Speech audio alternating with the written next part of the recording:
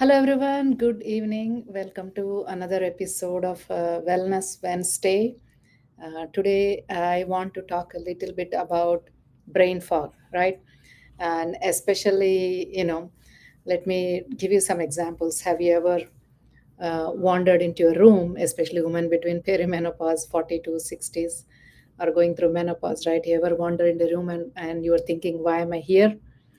Or maybe you have trouble recollecting events like a short term memory loss kind of thing, right? And that was what was going on with Linda when she came to us. She was just in early 50s and was having these episodes of I would say like depression feelings, and also noted impaired concentration.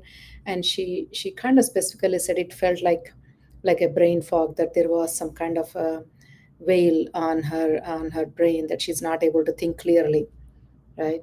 And I hear that quite a bit. So I wanted to talk about brain health, and especially what happens during the perimenopause and menopause phase. People can also have extreme emotions, symptoms of anxiety. New onset of anxiety disorder can come on at this time, or if they have already an history of anxiety, it can get even worse. And also maybe more irritability, mood swings, or sometimes it can be very subtle, like a apathy, where they have lack of interest in socialization with their friends, and or even their hobbies kind of fall apart. It also can come as lack of energy and fatigue. So all of these things are symptoms of issues with brain health that do happen during menopause, and especially because of fluctuations with the hormone panel. Estrogen does have a very close relationship with the brain chemicals, the serotonin and dopamine. So it's really important, as women go through menopause. This is I'll talk about the solutions, and I'll talk about the role of hormone replacement therapy. But there's a lot of correlations. Another thing that can impact as a causative factor for this brain fog can be trouble with nutrition, because if there is a lot of inflammation coming with nutrition, that can cause this problem. And also trouble with sleep. Of course, again, progesterone, testosterone, there are hormones that do help with sleep, and they can get affected. And indirectly, the trouble with sleep can affect the brain health too. So there is an indirect correlation there that can happen. And also if the people are going through stress, right? If the stress has been going on for a long time, of course cortisol does affect sleep also, and again indirectly, it can affect your brain fog too. I think the common solutions that I see people seek for this is maybe drinking more coffee, or even taking, we had one client who was drinking like 8 cups of coffee a day, thinking that it will help with her brain health, but it was helping her to function through the day. Otherwise, she would have had to take naps.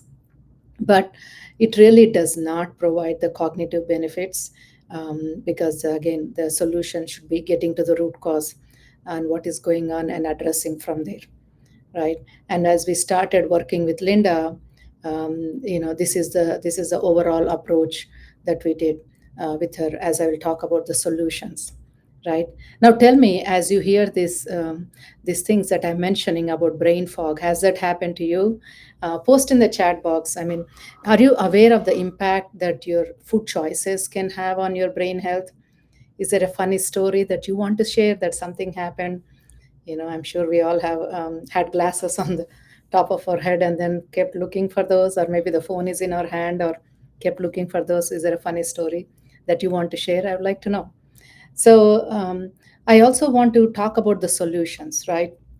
As we started working with Linda, especially with as she was going through menopause and having the brain health issues, right? The first step is, of course, going into more detailed testing, because the causes can be variable for each person. Your body is different, your physiology is different, your hormone panels will be different for other persons. So that's why customization helps quite a bit. And we have to dig into kind of looking at starting with the foundations. So nutrition is a big deal, right? The foods cause inflammation. There are poor dietary choices can also cause inflammation in the body. They can cause increased glucose levels. We know sugar is the most inflammatory food out there. It should be actually classified as a drug, but it's the most commonly underestimated kind of food for inflammation. So that also is a big deal. But also, nutrition wise and figuring out the foods which are inflammatory for your body is really important. And our gut is our second brain, right? So we focus a lot about gut health. Did you know that serotonin and dopamine, which are the brain chemicals that affect our mood, 50% or more are produced in our gut? So this is so important to really improve that gut health aspect, because I have seen people even improve their depression and anxiety issues just after their gut health improved quite a bit. Okay. And also figuring out kind of boosting the brain function by consuming brain b active vitamins, vitamin rich foods like eggs, lentils, avocados, green leafy vegetables. All of those things do also have the B vitamins, which are really important, especially B12 plays a big role in your brain health also. Um, and of course, I don't want to digress here, but there can be also genetic issues for people where their B12, they might be taking B complex vitamins, but they may not be crossing into the brain barrier, blood brain barrier. Recently I've been digging into more into the genetic aspects, but people can have certain SNPs where their B12 level may have to be maintained at a higher level compared to other people out there. We all know lack of B12 deficiency can cause issues with dementia, so it's important. Obviously, regular exercise. Did you know that exercise can improve blood flow to the brain, and also it can boost your mood? Also, it can improve one of those chemicals called BDNF, which is really important also for brain health and cardiac health too. Prioritizing sufficient sleep is an important aspect for a solution, because it will help in rejuvenating our mind. And sleep is the one time where our brain gets to detox, actually. And also working on some brain boosting exercises. There are a lot of things out there nowadays that can really activities that you can do, like almost exercising your brain on a daily aspect. It's almost like you can do like a gym workout kind of thing for the brain. So you can do several things, including learning a new skill which you have never done before. It could be music, it could be a new language, it could also be reading new types of books or doing new things and pushing yourself, right? In that way, new neural pathways are created. And also, we're also doing the challenging tasks, also keeps the brain more sharp, right? Remember, there is what's called neuroplasticity, which means our brain can transform and keep changing and adapt. It does not stop. It can keep adapt and growing as we get older also. It does not stop just because we have hit a certain age. Okay. And of course, building and maintaining social connections are also important for stimulating the mental function, and also they help prevent depression and anxiety and things like that. So kind of being in the presence of friends and family that can boost laughter, improve our mood, all of that are important.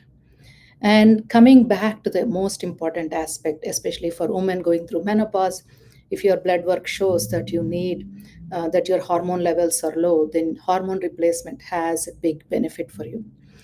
Estrogen, within the first 5 years of menopause, replacing that estrogen will reduce your risk for dementia, also reduces your risk for heart disease, and there's other benefits, including reducing osteoporosis and all of that. On top of it, it also can boost your mood as well. That apathy, that lack of interest, the irritability, with the mood, of course, the sleep, all of those things can improve with getting that appropriate hormone replacement therapy.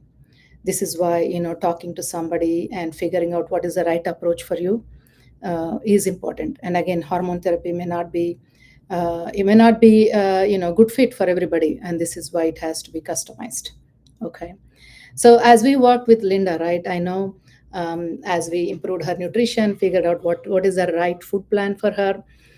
She started also, as she started feeling better, she started implementing a good exercise plan.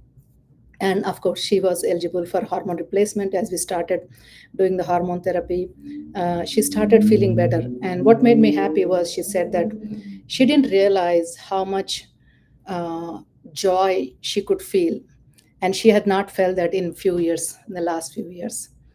And I was so happy that she was able to get her vitality and the joy back in her life. And now she's been set up to really maintain this for the long term. And also having that confidence and that boost in brain health, right, especially if you're still a working professional, it is so important. Even that will also make people to go for higher goals, and also achieving some challenging tasks even in their profession. So those are all the things I wanted to tell you guys about brain health. The only thing I will add is, of course, proper sleep is important. Getting adequate hours of sleep, which is it is so much underestimated. And of course, working on long term stress management strategies are also important, right? So guys, if you need more in-depth management of your brain health, or you're going through menopause, hormonal issues, autoimmune issues, gut health, don't hesitate to contact our office and book a free discovery call, right? And from there, my team will tell you the next steps and see if you are a right fit for you to do the consultation, right? But do post in the chat box if this resonates with you, if it has clicked some or connected some dots for you. I would love to know. Also, do comment and tell me if you like to hear more topics, anything similar to that, or what is the topic that you like to hear about. I would love to know. And also, I'm happy to also come on here on Wednesdays and talk about that. Okay. Thank you for showing up today. Take care of yourself.